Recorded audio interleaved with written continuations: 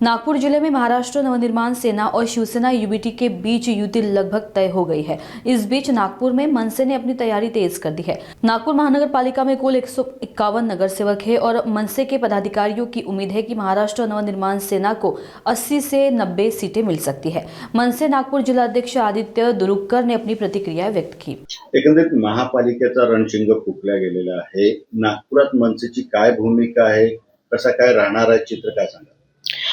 अनेक वर्षापासून नागपूर महानगरपालिकेच्या निवडणुका ह्या होत नव्हत्या। आता केंद्र शासन आणि सर्वोच्च न्यायालयाच्या आदेशाने त्या निवडणुका व्हायला लागलेल्या आहेत। महाराष्ट्र नवनिर्माण सेनेतले अनेक सहकारी आमचे जे मोठ्या प्रमाणात कार्यकर्त्याची निवडणूक असल्याने कार्यकर्त्याची रांग आहे, त्याप्रमाणे आता युवतीचा विषय हा आमच्या आघाडीवर आहे। शिवसेना मनसे ही युती आघाडीवर आमचा विषय आहे। युती झाल्यास नागपुरातल्या अधिकाधिक जागा निवडून आणण्याचा प्रयत्न आमचा असेल।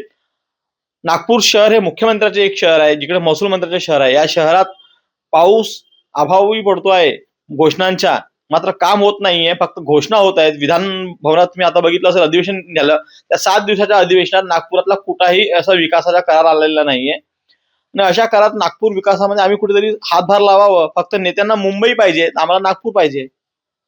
एकंदरीत तुम्ही जसं म्हटलं की युती होणार आहे, युतीमध्ये किती जागा तुम्ही मागणार आहात, किती जागेची अपेक्षा तुम्हाला आहे काय सांगा? आम्हाला जवळ ते 90 ते 80 या जागांची अपेक्षा आहे। मात्र वरिष्ठ नेत्यांच्या त्या निवडणुकी संदर्भात आता चर्चा सुरू आहे, त्यानंतर जो निर्णय तो मान्य असेल।